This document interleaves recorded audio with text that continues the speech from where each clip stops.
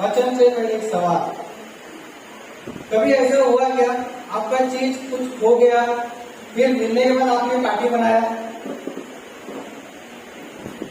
कभी ऐसा हुआ है? धर्मा के साथ हुआ है, किसी और के साथ हुआ है?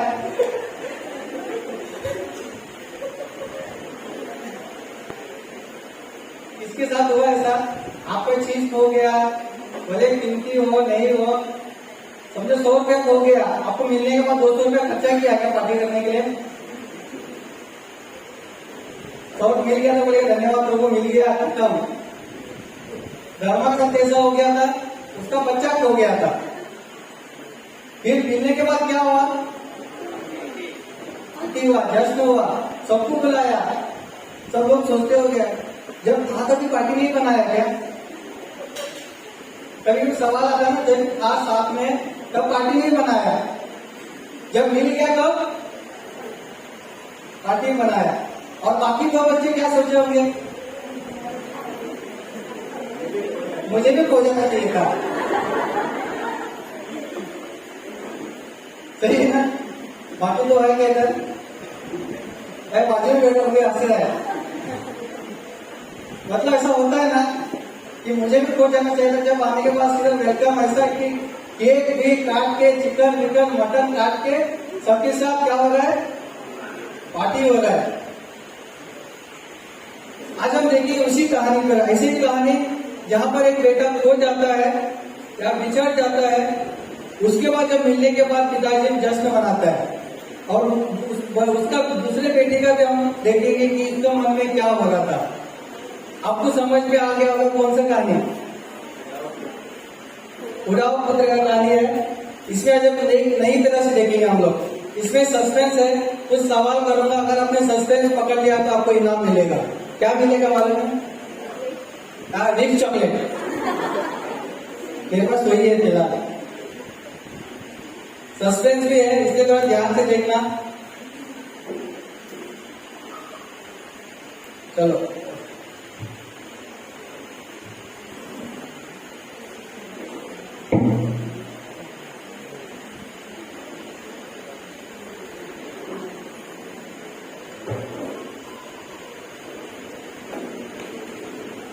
लूका 15 अध्याय में वचन है, 15 अध्याय 11 से लेकर मैं पढ़ूंगा। लूका 15 अध्याय के वचन फिर से मैं पढ़ूंगा। फिर उसने कहा, किसी मनुष्य के 2 पुत्र थे, उनमें से छोटे ने पिता से कहा, हे पिता, संपत्ति में से जो भाग मेरा हो वो मुझे दे दीजिए। उसने उनको अपनी संपत्ति बांट दी। बहुत दिन न बीते थे कि छोटा पुत्र सब कुछ इकट्ठा करके दूर देश को चला गया, और वह कुकर्म में अपनी संपत्ति उड़ा दी। जब वह सब कुछ खर्च कर चुका तो उस देश में बड़ा अकाल पड़ा और वो कंगाल हो गया। इसलिए वो उस देश के निवासियों में से एक के यहाँ जा पड़ा। उसने उसे अपने खेतों में सुअर चराने के लिए भेजा, और वो चाहता था कि उन फलियों से जिन्हें सुअर खाते थे अपना पेट भरे, और उसे कोई कुछ नहीं देता था। जब वो अपने आपे में आया तब अपने कहने लगा, मेरे पिता के कितने ही मजदूरों को भोजन से अधिक रोटी मिलती है, और मैं यहाँ भूखा मर रहा हूँ। मैं अब उठकर अपने पिता के पास जाऊंगा और उसे कहूंगा कि पिताजी, मैंने स्वर्ग के विरोध में और तेरी दृष्टि में पाप किया है। अब इस योग्य नहीं रहा कि तेरा पुत्र कहलाऊं। मुझे अपने एक मजदूर के समान रख। तब वो उठकर अपने पिता के पास चला। वह अभी दूर ही था कि उसके पिता ने उसे देखकर तरस खाया और दौड़कर उसे गले लगाया और बहुत चूमा। पुत्र ने उसे कहा, पिताजी, मैंने स्वर्ग के विरोध में और तेरी दृष्टि में पाप किया है, और अब इस योग्य नहीं रहा कि तेरा पुत्र कहलाऊं। परंतु पिता ने उसे अपने दासों से कहा, झट अच्छे से अच्छा वस्त्र निकाल कर उसे पहनाओ और उसके हाथ में अंगूठी और पाँव में जूतियां पहनाओ और पला हुआ बछड़ा ला कर मारो ताकि हम खाए और आनंद मनाए, क्योंकि मेरा यह पुत्र मर गया था फिर जी गया है, खो गया था अब मिल गया है। अब वे आनंद करने लगे। परंतु इसका जेठा पुत्र खेत में था। अब वो आते हुए घर के निकट पहुंचा तो उसने गाने बजाने और नाचने का शब्द सुना। अतः उसने एक दास को बुलाकर पूछा, यह क्या हो रहा है? उसने उसे कहा, तेरा भाई आया है और तेरे पिता ने पला हुआ बछड़ा कटवाया है, इसलिए कि उसे भला चंगा पाया है। यह सुनकर वो क्रोध से भर गया और भीतर जाना न चाहा, परंतु उसका पिता बाहर आकर उसे मनाने लगा। उसने पिता को उत्तर दिया, देख मैं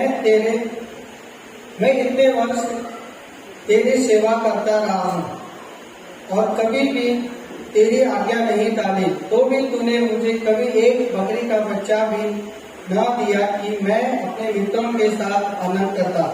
परंतु अब तेरा यह पुत्र जिसने तेरी संपत्ति वेश्याओं में उड़ा दी है आया, तो उसके लिए तूने पला हुआ बछड़ा कटवाया है।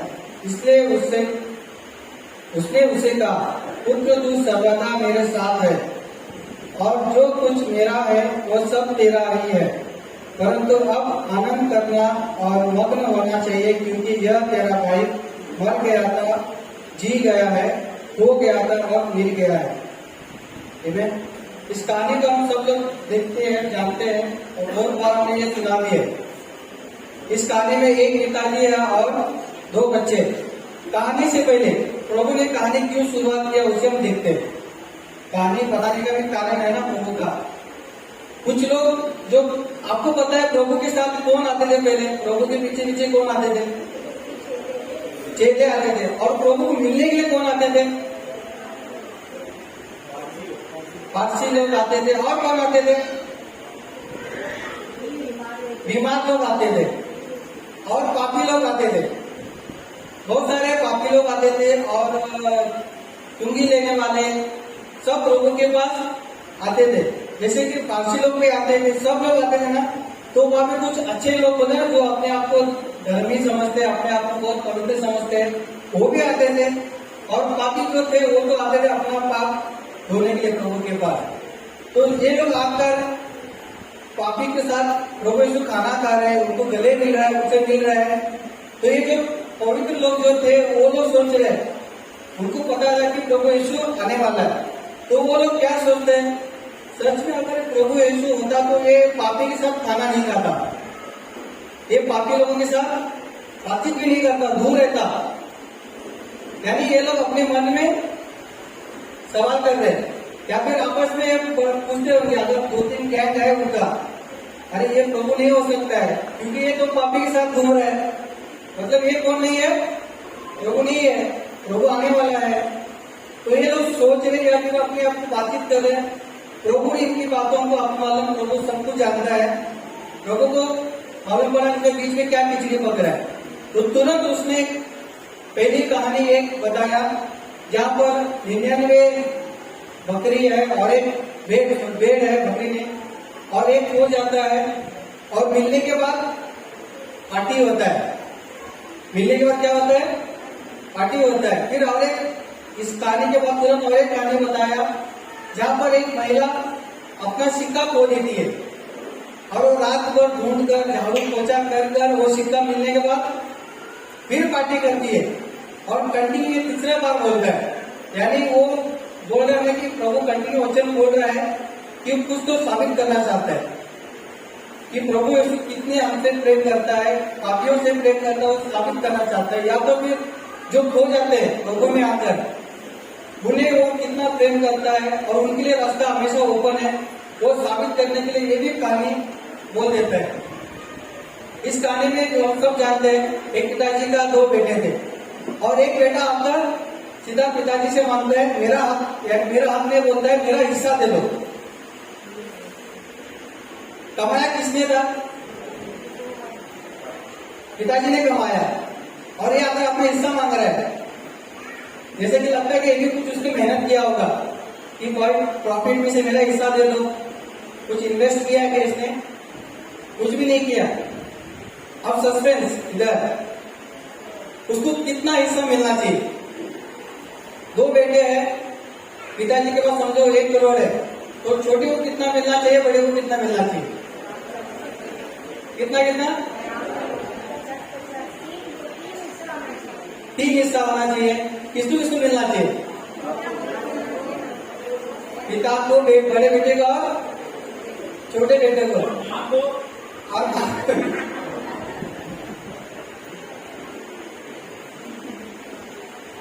कितना मिलना चाहिए मालूम है? 4 हिस्सा होना चाहिए। रहेगा तो हाँ, मतलब अगर फैमिली है तो उसको हिस्सा मिलना चाहिए। आपके हिसाब से कितना मिलना चाहिए?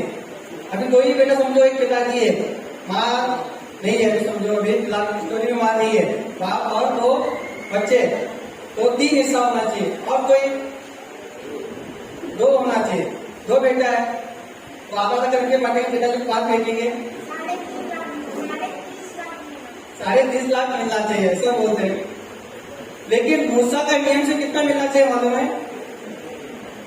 मूसा का जो नियम था ना, उससे कितना मिलना चाहिए मालूम है? उसको, छोटे वाले को आपने बराबर बोला 3 हिस्सा होना चाहिए, लेकिन 2 हिस्सा बड़े बेटे को मिलना चाहिए।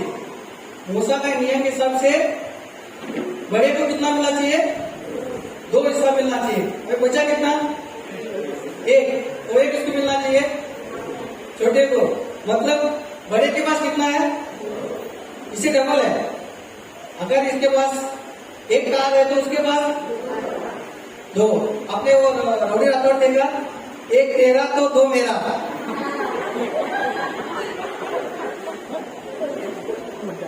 वकील में जब स्टार्टिंग ऐसा होता है ना बंटवारे में, चोरी करने के आने के बाद 1 तेरा 2, इसमें भी ऐसे ही हुआ, 1 इसका तो 2 बड़े का, तो ये इसका 1 है तो इसका 2, यानी इसके पास डबल है। और अब हम पूछते पिताजी को क्या? जब भी बंटवारा होता है, एक्चुअली में बंटवारा कब होता है? मरने के बाद होता है। ये तो पहले ही बंटवारा हो गया। मरने के बाद नियम था कि जो बड़ा बेटा है, पहला बेटा है, फर्स्ट बेटा है, उसको डबल मिलना चाहिए और छोटे को कम मिलता है। लेकिन अगर बेटा पिताजी जिंदा है, जीते जी बंटवारा हो गया, और वचन भी बोलता है वो तो पिताजी ने इतना अच्छा पिताजी था, बेटे को सवाल भी नहीं किया, कुछ भी सवाल नहीं किया, ना छोटे को किया ना बड़े को किया, और तुरंत उसने बांट दिया। तुरंत क्या कर दिया? बंटवारा कर दिया। यानी इसको 1 हिस्सा मिल गया, इसको 2 हिस्सा मिल गया। आज वचन भी आया था कि मनमानी करने वाले नौजवान लोग, मनमानी करने वाले, इधर जो छोटा बेटा था वो अपनी मनमानी करना चाहता था। वो शायद हो सकता है वो घर में रह कर थक गया होगा, बोलते ना कि पक गया होगा, रोज वही काम, पिताजी का वही सुनना, लोगों के बारे में सुनाता रहता है, रोज मेरे कुछ करने नहीं देता है, सब वही बोलता है, मैं सुन रहा हूँ, मुझे भी कुछ करने दे। शायद उसका ऐसा होगा, इसलिए तो बोलते हिस्सा मांग लिया उसने, और पिताजी ने भी उसको हिस्सा दे दिया, कुछ नहीं समझाया।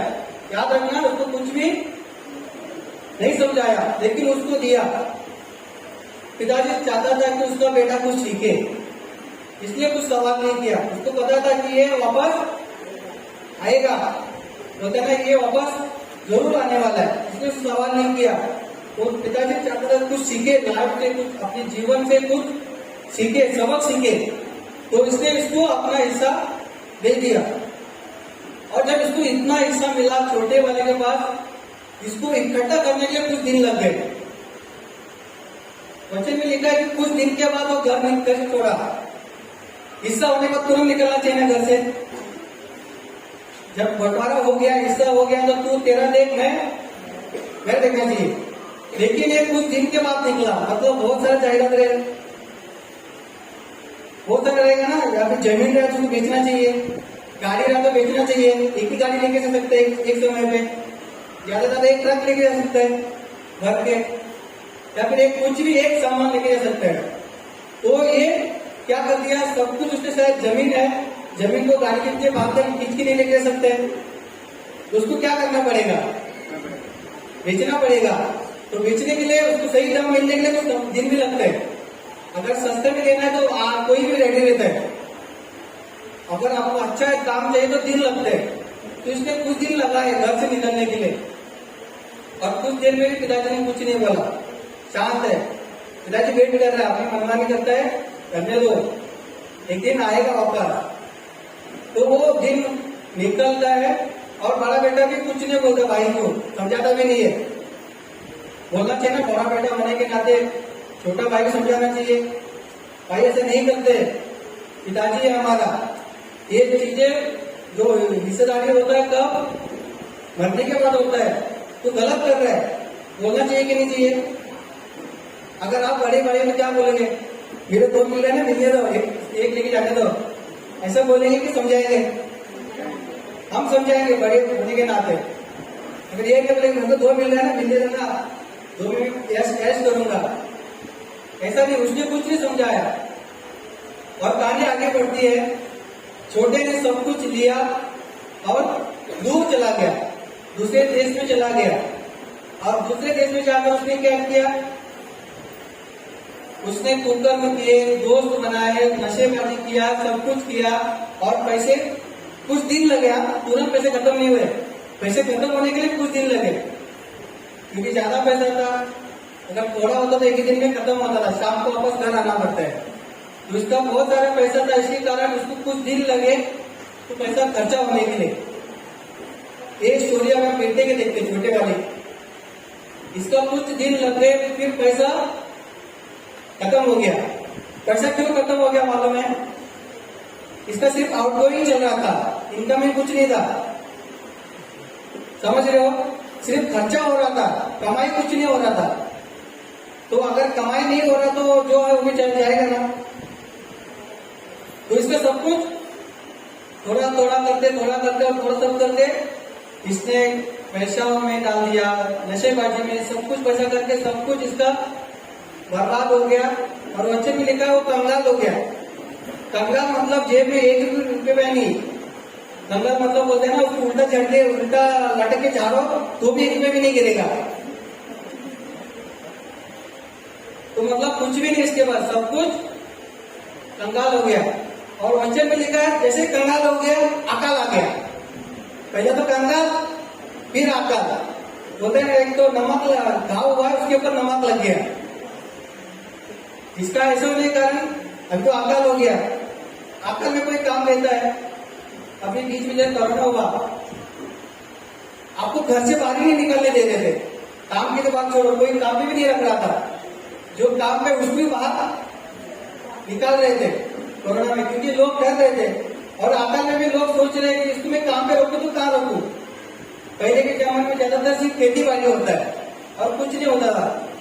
आज के जमाने में बहुत सारे काम है, घर बनाने का है, कुछ भी हो, गाड़ी चलाने का हो, या फिर घर तोड़ने का काम हो, कुछ भी हो, सब काम है। उस समय ज्यादातर सिर्फ खेती बाड़ी होता था। खेती बाड़ी में कौन रखेगा काम पे, और अकाल में भी कौन रखेगा। लोग अपना बजट देखते हैं कि अगर मेरे पास 100 रुपए है तो मैं इसको कैसे अकाल तक निकालूं, वो वे फिजूल खर्चा नहीं करते। तो ये सब के बाद जाकर नौकरी मांगता है, और कोई भी नौकरी इसे छोटे वाले को नहीं देता है। फिर लास्ट में ऐसे नौकरी मिलती है जहां पर सुअर को चराना है। इस नौकरी में उसको क्या मिलता है मालूम है? इस नौकरी में सिर्फ उसको ना खाना मिलता है ना पैसा मिलता है, सिर्फ काम मिलता है। अगर जो किधर जहाँ काम करता है उसको क्या मिलना चाहिए?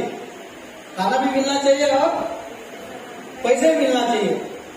लेकिन इसको इधर कुछ भी नहीं मिल रहा है। तो फिर भी ये मजबूरी में काम कर रहा है। तो क्यों काम कर रहा है? पेट भरने के लिए। जब अकाल हुआ उसके पास तो पैसा नहीं है। अगर उसके पास पैसा होता तो अकाल आराम से काट देता था। उसके पैसे खत्म हो गए, उसके बाद अकाल आया।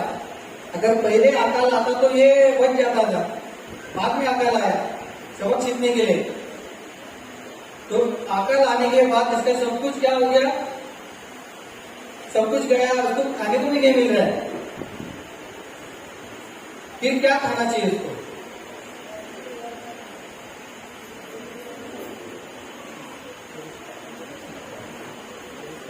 उसको क्या खाना चाहिए?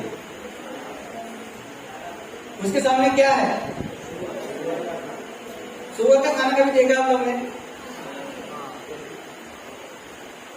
जो होटल में बच्चा पाव खाना रहता है ना, जो बात मारता है वो, और उससे भी गंदा कुछ भी रहता है, वो सब कुछ बचा हुआ सुअरों को देता है।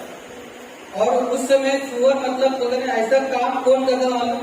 सबसे जो नीची जात का, जो सबसे बोलते ना कि गया गुजरा आदमी ये काम करता था उस समय। सबसे नीचे जात का बोलते ना, सबसे जो गया गुजरा आदमी ये काम करने के लिए हाँ बोलता था, नहीं तो कोई भी आदमी हाँ नहीं बोलता था। इसलिए तो उस व्यक्ति को वही काम मिला, वही काम करने के लिए नहीं था, इसलिए तो उसको वो काम मिला। आका के समय में लोग काम ढूंढते हैं, लेकिन उसको एक नौकरी मिला। समझ जाना चाहिए था इसको, कोई भी एक नौकरी के लिए हाँ नहीं बोला, ये उधर फंस गया। यहाँ पर बोलते ये उधर जाकर रह गया, क्योंकि उसका मजबूरी है, बोलते ना पेट का सवाल है। तो क्या कर रहा है? वही खा रहा है। खाते खाते समय उसको एक चीज याद आती है।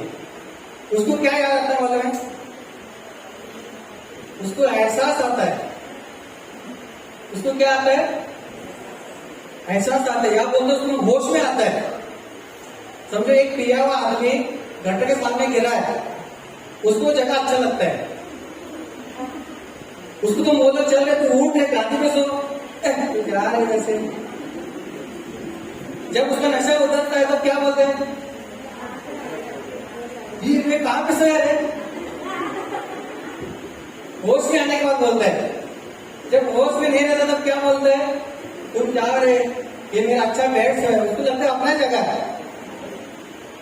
जब मतलब ये होश में नहीं था, जब पिताजी के पास पैसा या कुछ तो हिस्सा मांग रहा था, उस समय वो होश में नहीं था। होश कब आया उसको? सुअरों के बीच में आया, उसको किक वहां पे लगा। उससे पहले उसको किक नहीं लगा था, तो उसको वहां पर होश आया। जब होश में आया तो क्या किया? उसको सब मालूम पड़ा, भाई मैं क्या किया, सब कुछ मेरा चला गया, जो मेरा जो था हिस्सा था सब कुछ मेरा लूट गया, अब मैं कुछ भी नहीं हूं। लेकिन उसको अपने पिताजी का घर याद आता है। किधर याद आता है? पिताजी का घर याद आता है। क्यों? पिताजी ने उसका घर का माहौल ऐसा रखा था। पिताजी ने अपने नौकरों को भी अपने बेटे जैसा सामान प्रेम किया था। अपने नौकरों को भी उसने पेट भरकर खाना देता था। हर समय अपने नौकरों को पेट भरकर खाना देना, उनका देखभाल करना, सब कुछ करना वो जानता था। जब वो बेटा होश में आया, छोटा वाला, उसको पता था कि मेरा हक चला गया, मेरा बेटा होने का हक चला गया। क्यों? रूल के हिसाब से जब हिस्सा मांग लिया, मतलब उसने अपना रिश्ता तोड़ दिया। हिस्सा ले लिया ना इसने अपना रिश्ता तोड़ दिया। उसको पता था कि मैं मेरे बेटे होने का लायक नहीं हूं, क्योंकि ऑलरेडी मैंने क्या कर दिया है, मेरे हाथ से ही बोलते ना पैर में बुलाने मार के लिए है। तो उसको उठता है, फिर ये बोलता है मैंने परमेश्वर के खिलाफ पाप किया है और मेरे पिताजी के साथ पाप किया है, यानी मेरे पिताजी के खिलाफ मैंने पाप किया है, तो मुझे क्या करना चाहिए? वो उठता है, मैं जाकर क्षमा मांगूंगा और मैं पिताजी से कहूंगा, पिताजी मुझे बेटा बनकर मत रख, लेकिन नौकर बना के रख, चलेगा मेरे को। वो उसमें वो होश में था, पूरी तरह होश में था, और अपने आप को वो समझता था कि मैं कितना गिरा हुआ हूँ, अब मेरी जगह कहाँ पर है, उस घर में मेरी जगह कहाँ पर है, वो सब समझा उसने। फिर उसने वो सोचा, मालिक को भी नहीं बोला उसने मैं जा रहा हूँ बोलकर, यहाँ पर नौकरी पे है, मालिक को भी नहीं बोला। क्यों? वो मालिक सिर्फ नाम का मालिक था। मालिक तब बनता है जब कीमत चुका जाता है, जब काम करता है तो पैसा मिलना चाहिए ना, तब जाकर मालिक होता है। ये तो मालिक नहीं था ना, ये सिर्फ मजबूरी में काम कर रहा था। तो वो उठता है, किसी को कुछ नहीं बोलता, सीधा पिताजी के पास पहुंचता है। पिताजी के घर में भी तो दूर है। पिताजी ने क्या कर दिया, दूर से इसका वेट कर रहा था। जैसे ये आ गया, पिताजी को मालूम पड़ा कि मेरा बेटा आ रहा है। कभी कभी हम लोग लोगों को देखकर बोलते हैं ना उसके चलने के डाल से, ए लगता वो आ रहे थे, कैसे तुमको मालूम पड़ा उसका वो ऐसे चल रहा है स्टाइल में। कभी कभी हम लोग बोलते हैं ना कि हमारा कोई पेशेंट वाला आने वाला है या फिर हमारा लोग आने वाला है, हम उसको दूर से जल्द पहचान लेते हैं। उसका दूर से चेहरा तो नहीं दिखता है, लेकिन उसका चलने का स्टाइल आधे पटकते कैसे चलते हैं, तो पता चल गया पिताजी को कौन आ रहा है, मेरा बेटा आ रहा है। तुरंत उसने घर छोड़ा और भागा, रास्ते पे भागा और बेटा को क्या किया, गले लगाया और गले लगाया और उसको चुमा दिया। अभी हम देखते पीछे जाते हैं, बेटा कहाँ पे काम कर रहा था, सुअर के बीच में काम कर रहा था। उसका कपड़े कैसे होंगे, उसका शरीर से कैसा बात आता होगा, उसके चेहरे पे कैसा स्मेल रहेगा। अगर सुअर के बीच में काम कर रहा है तो सोता भी कहाँ होगा, उधर ही सोता होगा। और बच्चे मिलेगा उसको ना कुछ खाने को मिलता था ना पीने को मिलता था, तो चेहरे कहाँ पे धोएगा, वो सुअर का जो पीने का पानी, गंदा पानी से। अब वैसे व्यक्ति को पिताजी उसको गले लगाता है और क्या करता है, चूमता है। क्या हम कैसे करेंगे, कभी हम लोग क्या करेंगे, पहले नहा किया, उसके बाद बोलेंगे अच्छे से नहाया कि नहीं, साबुन लगा के, उधर शैम्पू था शैम्पू लगाया कि नहीं।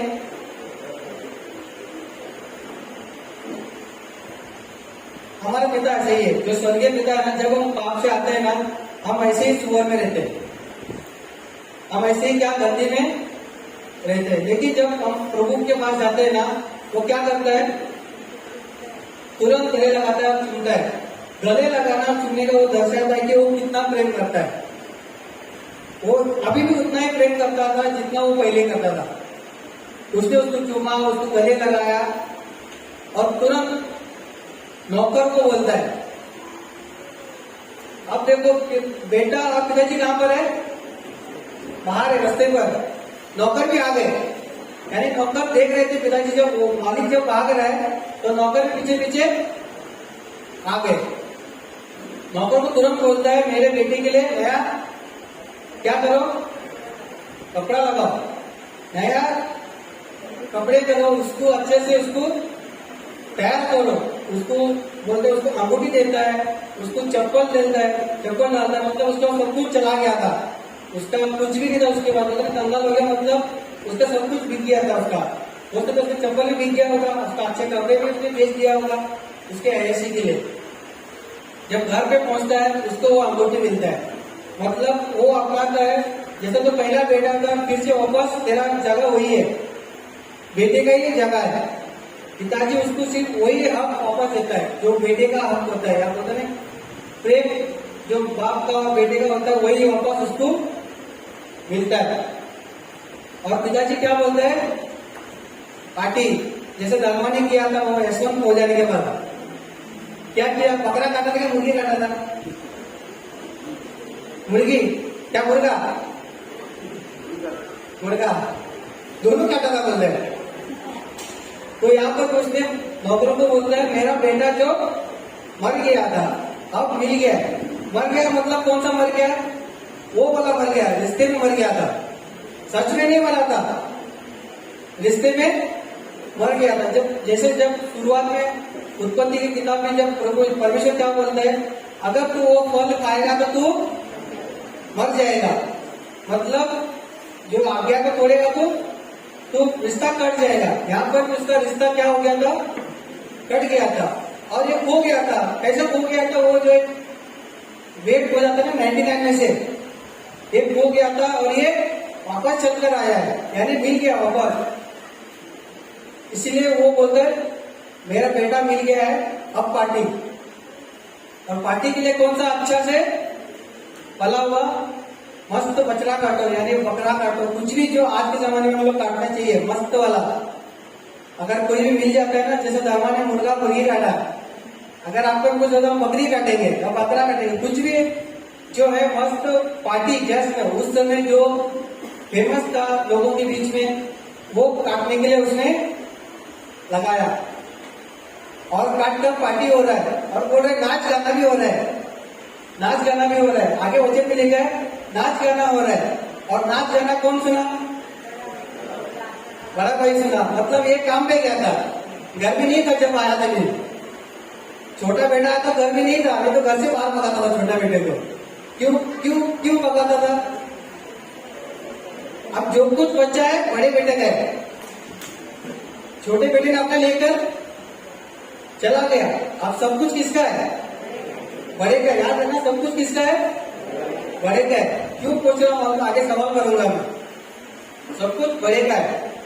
तो ये फिर आता है अपने घर से, पता नहीं कि खेती में जाकर काम से घर पे आता है और मस्त डीजे चल रहा है। कौन सा वाला चल रहा है मालूम है? मस्त गाना चल रहा है, नाच चल रहा है। फिर नौकर को बुलाता है, वो घर से भारी है, अब इधर आ रहे राजू, उसको बुलाता है।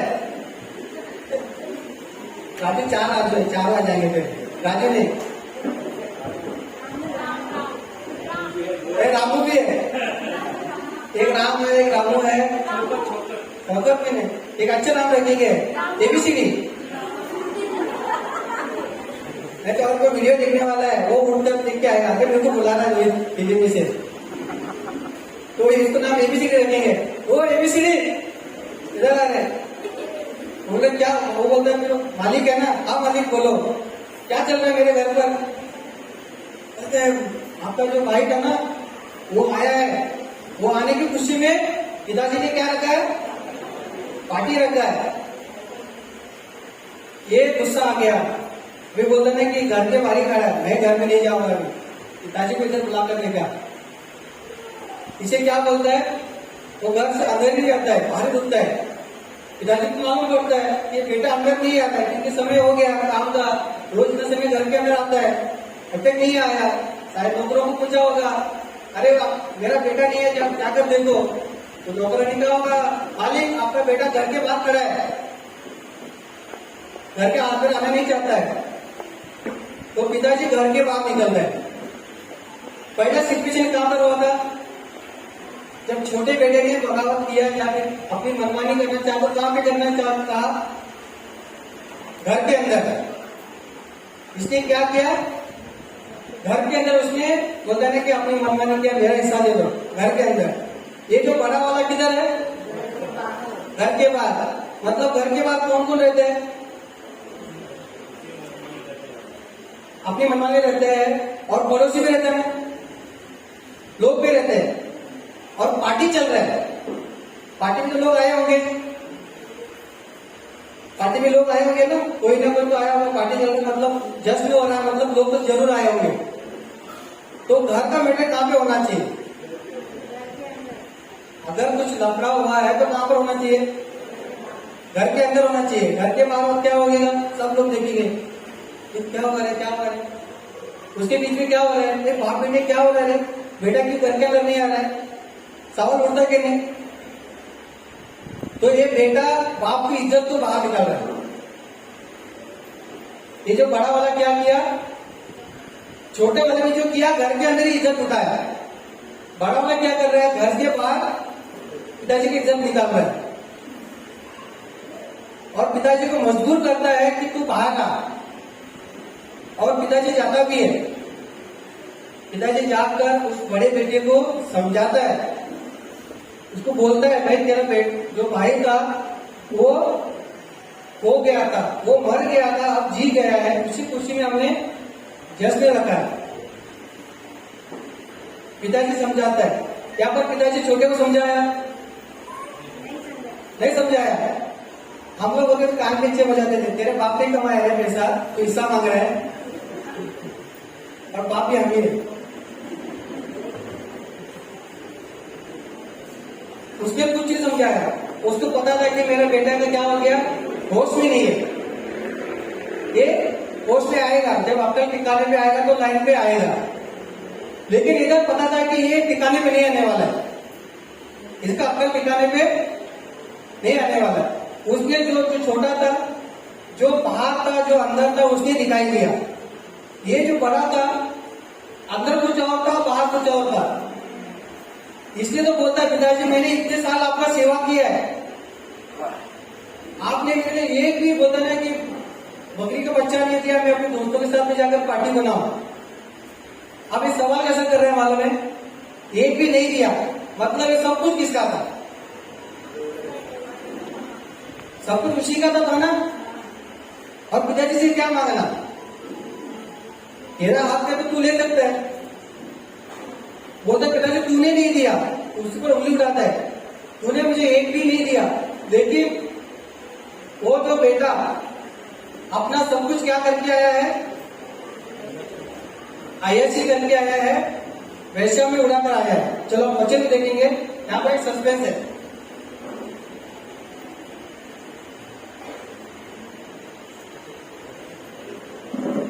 तीस अध्याय में लिखा है, लूका 15:30 में लिखा है, परंतु जब तेरा वो पुत्र यानी छोटा भाई, वो पुत्र जिसने तेरी संपत्ति वैश्याओं में उड़ा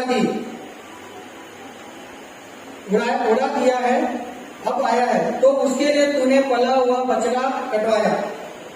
इसमें कुछ सस्पेंस लग रहा है आपको? तेरा बेटा और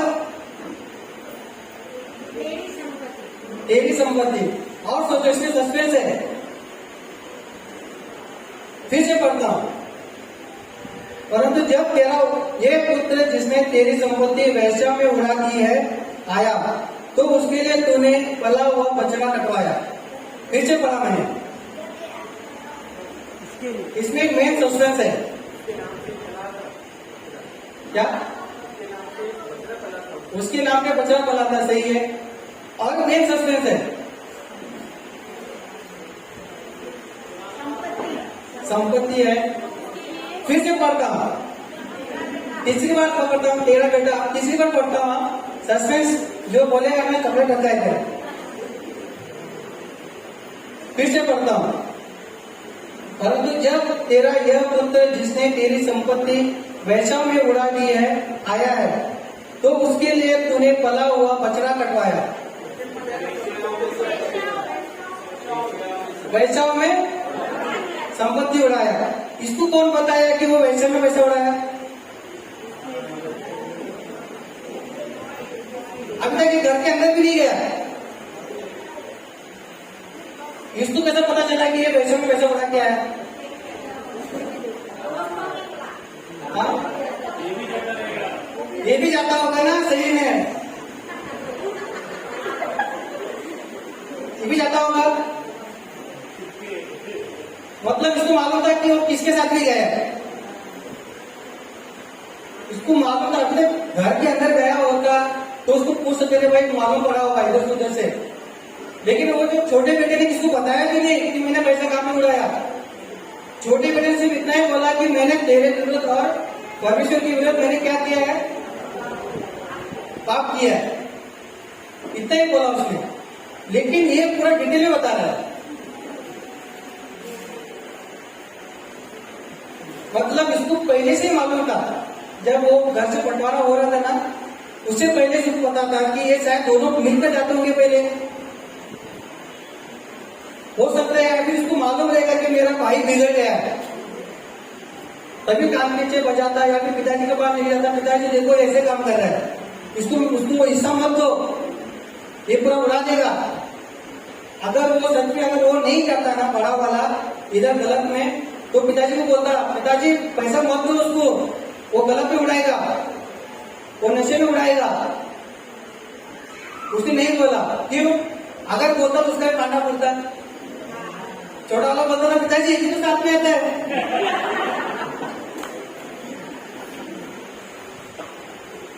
तो ये सस्पेंस पकड़ा आपने। मतलब ये मेन जड़ है था, बड़ा वाला मेन जड़ था। यानी वो चाहता था कि मेरा पारा भी नहीं फूटे, जिसके तो घर के पाप होते हैं। वो चाहता था कि मैं बेइज्जती नहीं हूं। लेकिन छोटे वाले ने क्या किया, अपने पाप को कबूल किया, वो अभी क्लियर हो गया। और वो क्लियर होने के बाद उसको क्या मिला, उसका जो हक था, जो बेटे होने का, उसका संपत्ति गया, संपत्ति तो गया उसका। ये मत बोलना कि संपत्ति आप उनको हिस्सा मिलेगा। उसका जो था संपत्ति गया, लेकिन उसका हक नहीं गया। कौन सा हक? बेटे होने का हक नहीं गया। रिश्ता जो था, उसका जो बाप और बेटे का जो रिश्ता था, जो मर गया था, अब वापस क्या हो गया? जुड़ गया या जिंदा हो गया। लेकिन इधर पहले से क्या था इसका? एक नाम का रिश्ता था। ये सिर्फ क्या बोलते हैं, दिखाने के लिए मैं बड़ा बेटा है, मैं अच्छा है, मैं पिताजी का लोग बोलना चाहिए, पिताजी कितना प्यार करता है वो बड़ा बेटा। छोटा वाला एक नालायक निकला, ऐसा बोलना चाहिए। लेकिन जब कहानी अंत होता है तो लोग अभी क्या सोच रहे हैं? सब लोग पार्टी के अंदर है। पहले लोग क्या सोचते थे? छोटा वाला नालायक है, बड़ा वाला अच्छा है। देख पिताजी को कितना प्यार लगता है, बेचारा खेती में जाके काम करके आता है, पिताजी को कुछ भी काम करने नहीं देता है, सब कुछ वो करता है। लोग ऐसे पहले उसकी बड़ी वाले की तारीफ कर रहे थे। फिर जैसे कि हकीकत आया है, बड़े वाला घर के बाहर है, छोटे वाला घर के अंदर जश्न में शामिल है। अब लोग क्या सोचेंगे? ये तो बड़ा बेटा है, बाप का इज्जत घर के बाहर निकाल रहा है। कुछ झगड़ा वाला घर में बैठ सुलझा करो ना। ये घर के बाहर अपनी इज्जत निकाल रहा है और आखिर में घर के अंदर एंट्री नहीं होता है। इवन पिताजी घर के बाहर जाने के बाद, उसको समझाने के बाद, उसको क्या बोलते हैं, उसको सब कुछ उसने किया होगा समझाने के लिए। बेटा सब कुछ तो तेरा ही है, वो सब कुछ जायदाद तेरा ही तो है, उसमें कोई हक नहीं है। अब तेरे को कोई बोलेगा भी तुम निकाल बोल के, तेरा ही तो है, तुझे जो चाहिए वो करना चाहिए था। अगर संपत्ति तेरे को नहीं चाहिए तो बेच देना चाहिए था, कानूनी हक तेरा ही है। और तेरे को बचना तो पार्टी करना है, एक क्या रोज कर, ऐसे समझाया होगा पिताजी ने। तेरे को एक क्यों चाहिए? रोज करना पार्टी। वो बोला मैं आपके अंदर नहीं आएगा। अब तेरा मेरा रिश्ता वो अंदर आता नहीं आखिर में तक। अब हम इस कहानी को देखेंगे एक एक करके। अब बताओ इसमें नालायक कौन निकला? बड़ा वाला नालायक निकला और छोटा वाला, दोनों नालायक निकले। लेकिन जो छोटा वाला था वो नालायक निकला, बाद में लायक बन गया। बड़ा वाला पहला लायक था, फिर नालायक निकला, क्योंकि उसके अंदर से दिखावा था। और इस कहानी में सबसे अच्छा कौन निकला? पप्पा। सबसे अच्छा पप्पा तो है हमारा। और कौन निकला सबसे अच्छा? उसके नौकर लोग अच्छे निकले। उसके नौकर लोग, जब वो पिताजी बंटवारा कर रहा था तो भी वो लोग वहां पे विटनेस थे, वो लोग खड़े थे। जब उसने दिया वो लोग कुछ नहीं बोला।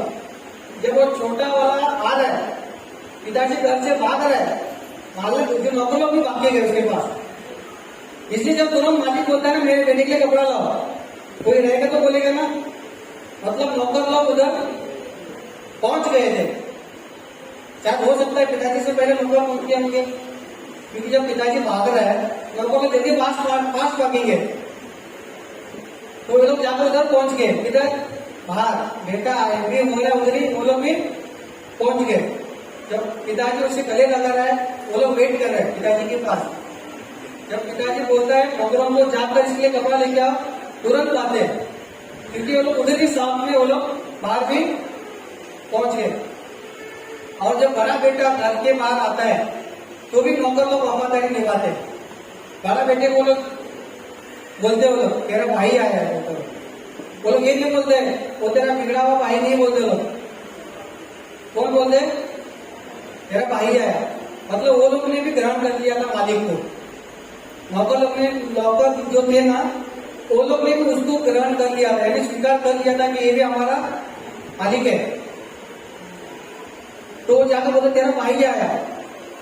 गुस्सा वो होता है। और पार्टी में कचरा कौन लाने जाते हैं? नौकर ही जाते हैं। और खाना भी कौन पकाएगा?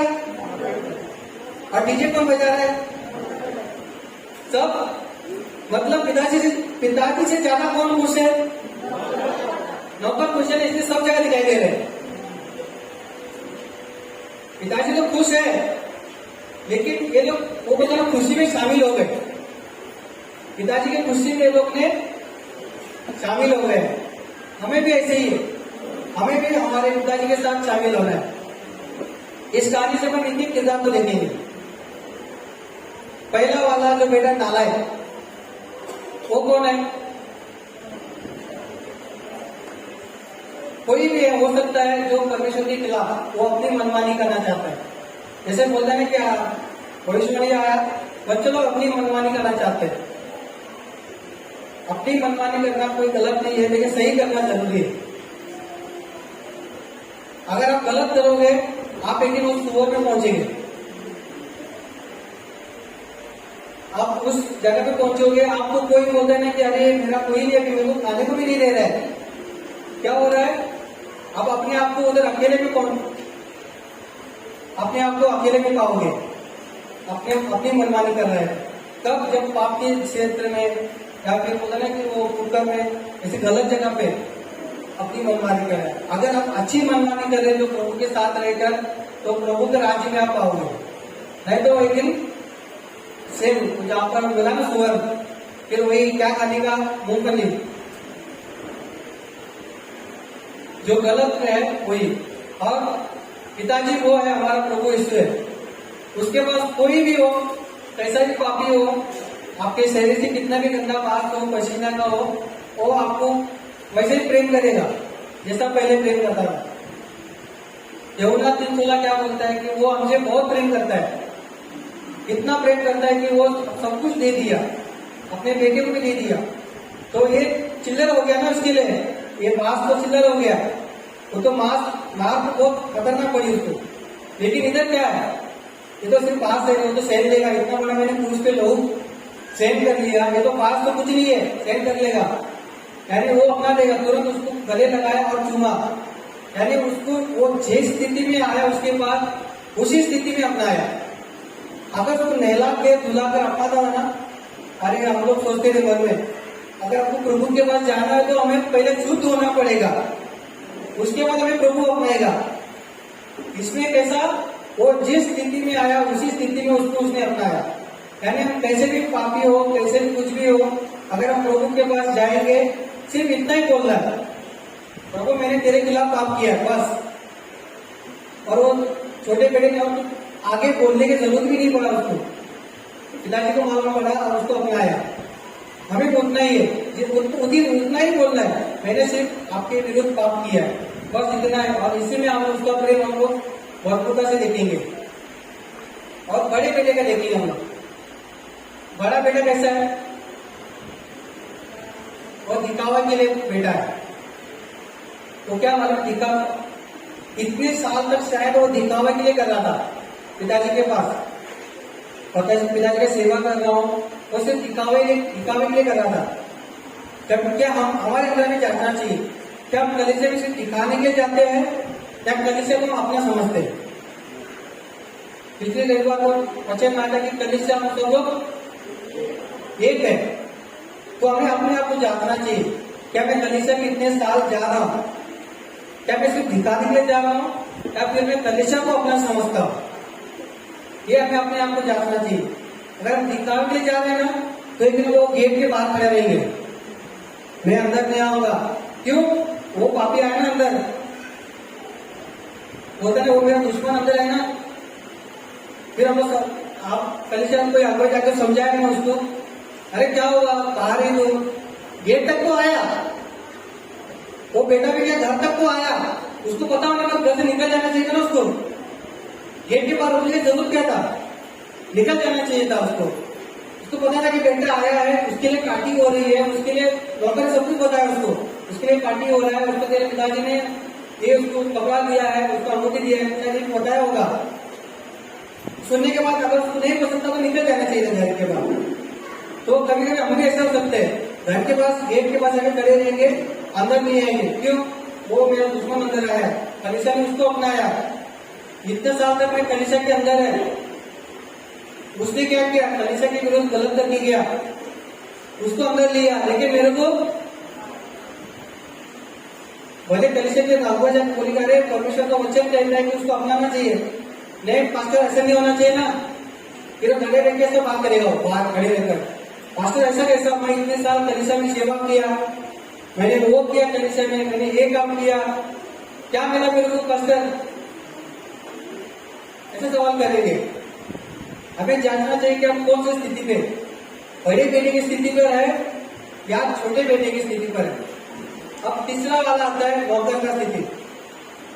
क्या उसके सेवक जो है उसकी जैसे हम लोग काम करके जाए, उसके साथ खड़े रहना, पिताजी के साथ खड़े रहना। नौकर और कुछ भी नहीं बोलता है, शायद नौकर भी सोच सकते थे ना कि ऐसा बेटा है वो बाप का सब कुछ छीन के जा रहा है। बोलते नहीं बाप जिंदा है अभी तक और बेटा अपना हिस्सा लेके जा रहा है। नौकर ने एक बात भी नहीं बोला। जब वो लोग छोटा वाला आया बिगड़ा हुआ, तभी वो लोग ने कुछ नहीं बोला। ऐसा बेटा ने मुंह खा के आया इधर, क्या देखने को आया है, ऐसे भी नहीं बोला। लोग ने चुपचाप खड़े थे वो लोग, जो पिताजी बोला वो किया। 3 हो गए और एक पिताजी। जैसे मैंने कहा पिताजी हमारा प्रभु से कोई भी स्थिति में हमें वो ग्रहण करता है, कैसी भी स्थिति हो हमें वो अपनाता है। हमारा जो रिश्ता टूटा हुआ था वो रिश्ता फिर से वो जोड़ता है। हम तो पिताजी जैसा बन नहीं पाएंगे कभी भी, क्योंकि वो अनोखा है, उसके रिश्ता कोई भी नहीं हो सकता है। लेकिन हम लोग क्या कर सकते हैं होने के लिए, 1-2 कभी हम 1-2 गुण मिल जाएंगे खासकर, लेकिन उसके जैसे हम संपूर्ण कभी भी नहीं बन सकते। लेकिन हम ये जो 3 लोग हैं उसके जैसा तो बन सकते हैं हम लोग। पहला वाला छोटा वाला बेटा, क्या उसके जैसा बनना चाहिए हम लोग? सब कुछ मिलेगा हमको, 1 आपका 2 मेरा, यानी आपको एक हिस्सा मिलेगा। छोटा बेटा बनेगा तो कोई भी बनना चाहेगा कि छोटे बेटे के साथ, बड़े के साथ कौन बनना चाहेगा? उसको डबल आशीष मिला, उसको 1 मिला तो उसको 2 मिला। बड़े बेटे के साथ कोई भी बनना नहीं चाहिए। अब कौन बनना चाहेगा नौकर के साथ या सेवक के जैसा कौन बनना चाहेगा? और बाकी लोग जो बेटे वो किसके साथ बनना चाहेंगे? जो हाथ काम कर देंगे। मतलब हमको कैसे बनना चाहिए? उन नौकर के जैसा, मतलब सेवक के जैसा।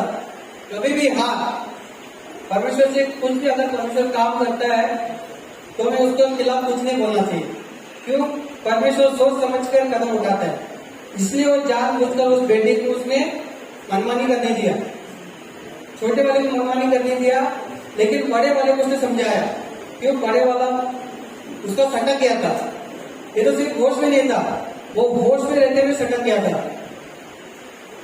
और उसको छोटे वाले का पूरा भरोसा था कि वापस आने वाला है, और वो वापस आया भी।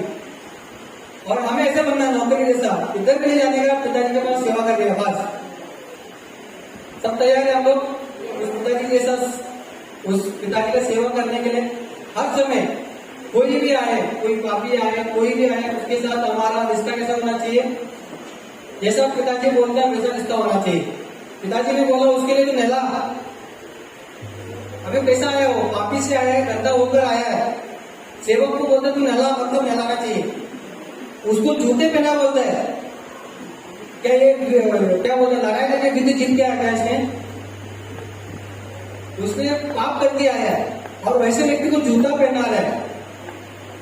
मतलब कितना सेवक लोग कितना नीचे तक है, अपने आप को लोग ने पूरी तरह नीचे किया और वो लोग पूरे दिल से वो लोग ने सेवा किया है।